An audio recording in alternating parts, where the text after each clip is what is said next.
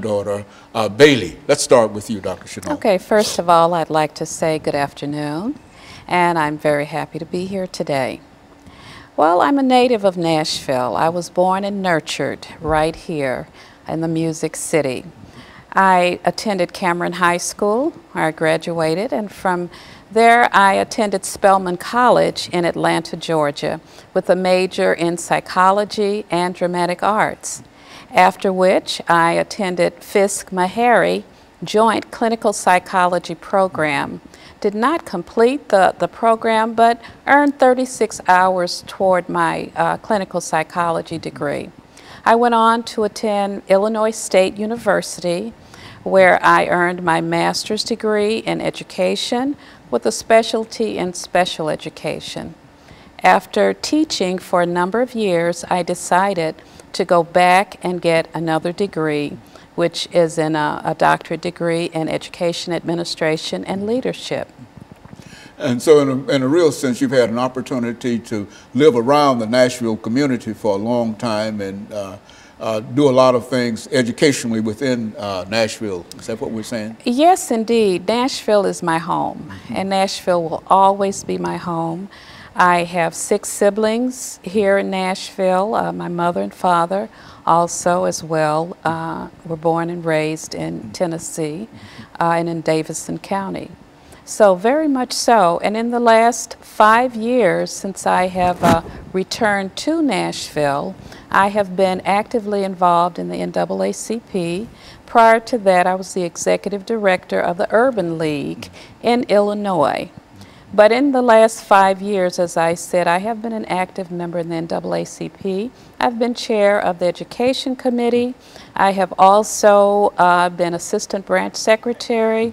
Currently, I am the branch secretary of the NAACP. Very good. Pastor Walker, let's have you to give us some information.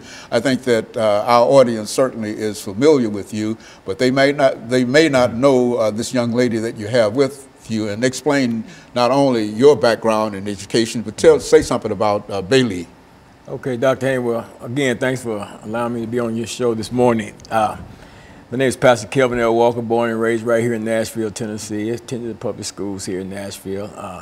Pretty much everybody been around know my story, you know, that never didn't complete high school. I actually got kicked out of all the public school systems in the state, in Nashville, Davidson County.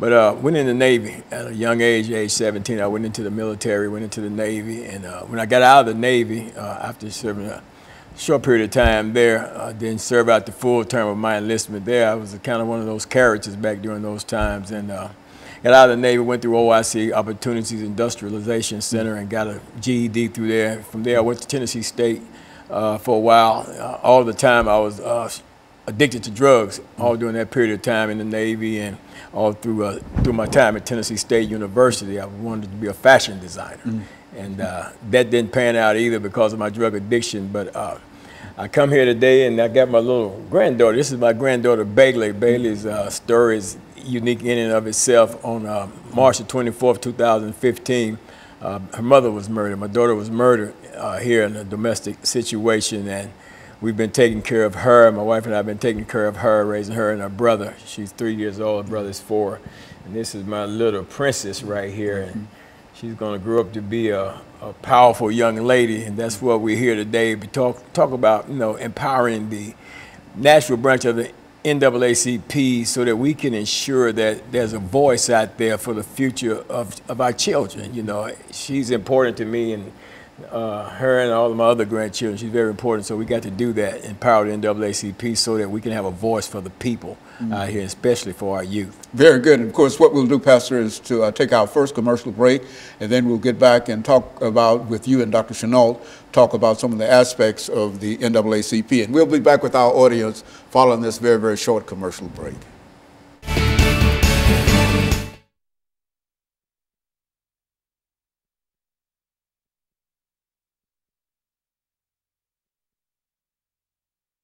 Segment, and this is 8-minute segment, and so whatever you want to talk about, this is you know, I'll introduce the show again, and then we'll this 8 minutes, you'll have about 4 minutes, and we'll try to put Pastor, give him 4 minutes, and just start off and take about 3 minutes, and then we'll give him 3 minutes and come back and let him close us out. A clock. Huh? Okay. No, well, you just okay. Yeah, just That's you know, fine. just yeah. Okay. Yeah. Say it all. Say it all.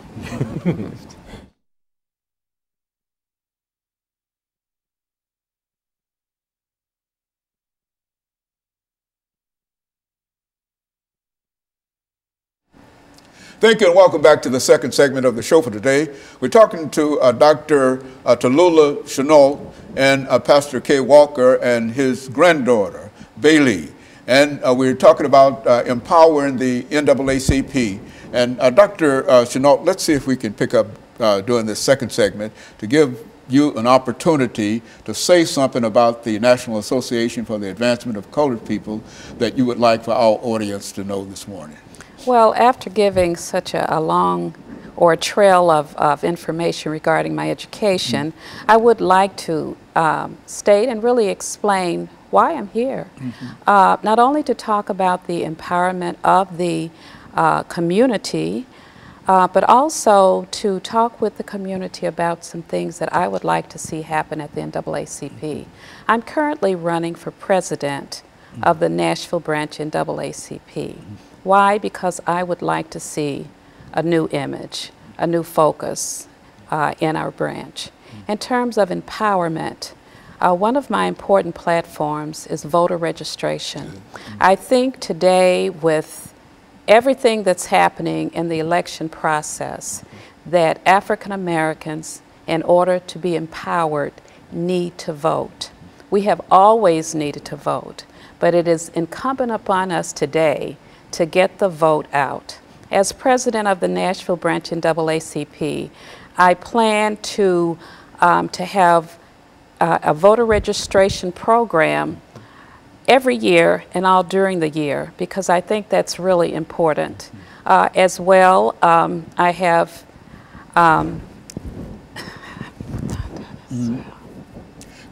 And so in a real sense, voter registration is one of the most important things that you see. Now, why would you think in terms of enlisting and getting African Americans to vote? Why is that important to you now? Well, I think it's very important because everything is political. Everything is political, from education to economic development is important, to the quality of health care, to affordable housing. If we are not voting, if we are not at the table, then, as I said, we're on the table. And I believe that voting gives the community power. It empowers us. And it's important that we take a stand, not only verbally, that we also take a stand through the vote.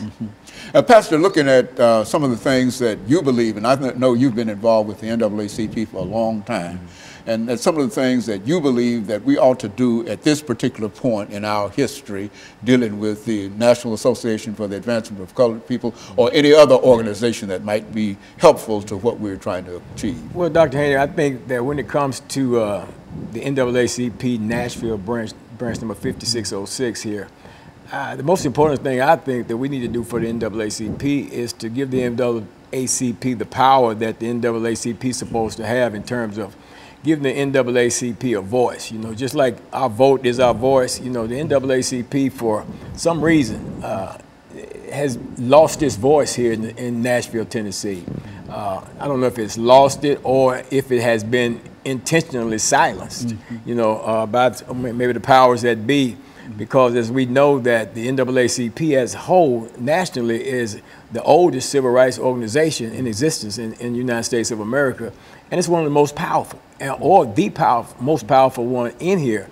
But for some reason here in this Nashville branch, it doesn't have the power. It's like the teeth has been pulled. And when I first initially got involved with the NAACP a few years ago, I got involved because of what I didn't see the NAACP doing. And rather than sitting back and complaining about it like I hear so many others, I decided to get actively involved in the NAACP to try to, you know, make some things happen. You know, of course I got in there and I saw, you know, a lot of things that I didn't like, and a lot of shenanigans and stuff that was going on and stuff. And I really put a kind of bad taste in my mouth and I kind of backed off of it for a minute because of some of the things I've seen that took place in the last election a couple of years ago with our current administration, Louis Wallace being the president, current president now.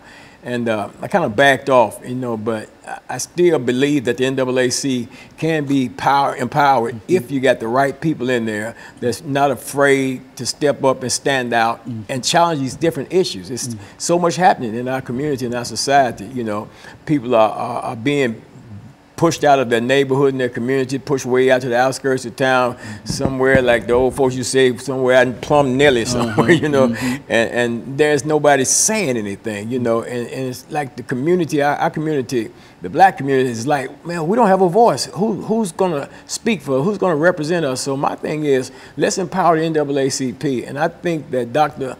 Chenault here would make the perfect president of the NAACP's Nashville branch because of the tenacity that I've seen in her, you know, since she's come on board and become a part of the Nashville branch of NAACP. I know her from years ago. I actually went to school with her brother, younger brother and stuff, and we were really good friends throughout the years and stuff like that.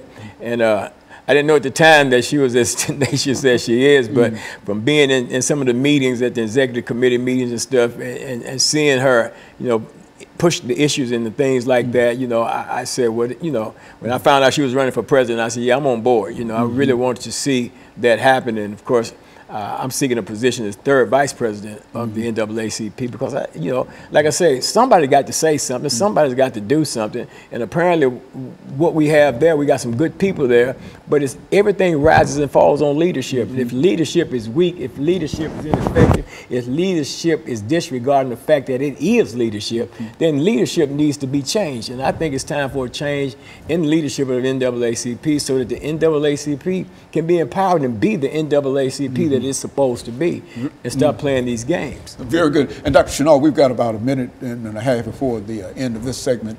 And so you think that you have what is necessary in order to bring this organization together. Say something about that. Yes, sir. I believe that I have what is necessary to be a leader, a strong leader in the Nashville branch in NAACP. I have worked tirelessly for the last 5 years. I have assumed a number of positions in the NAACP. I have exerted energy in trying to get issues out front so that the community as well as the establishment can understand that regardless of what the matter is, it's not about race, it's about right. And there are a number of issues that have confronted the community in the Nashville area that have not been, as Pastor had said, has not really been vented and discussed in our community. So very much so, I believe that I am a strong leader and I can lead the NAACP into a successful year. Very good. What we'll do now, Dr. Chenault, is to take this second final commercial break, and we'll be back with our audience following this very, very short commercial break.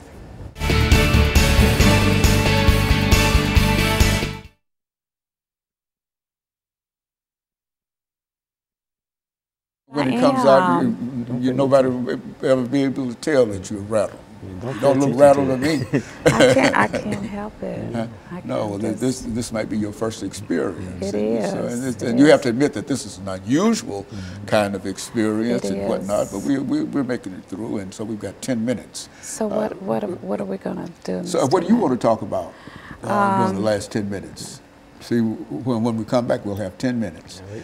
And so what you want to talk about? What? Voting? Let's talk about the suffrage. You want to...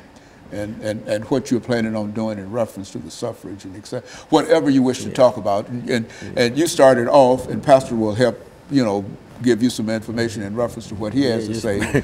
And then lay out there, what you want to do is, you know, as president. It'll all come together. Okay. And how you can take this, organization to the next level. Okay. Yeah, just.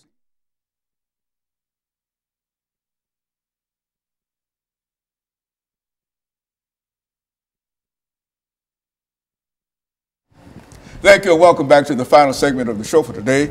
We're talking to Dr.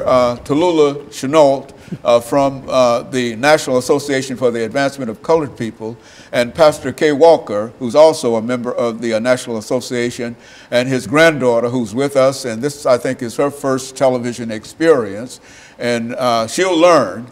And I think that what we're trying to do today is to not only empower the community, Dr. Chenault, but to talk about some of the ways, that is the suffrage, how that might be, we might be able to do that. So let's use the last few minutes to talk about voting in the suffrage. Okay. Voting, as we know, is extremely important in our community. Our visibility, our empowerment, all depends on whether or not we register, get our documents in order, and vote. Voting in Nashville, Tennessee, regardless of whether it is the school board, whether it's Congress, our senators, and our representatives, is extremely important.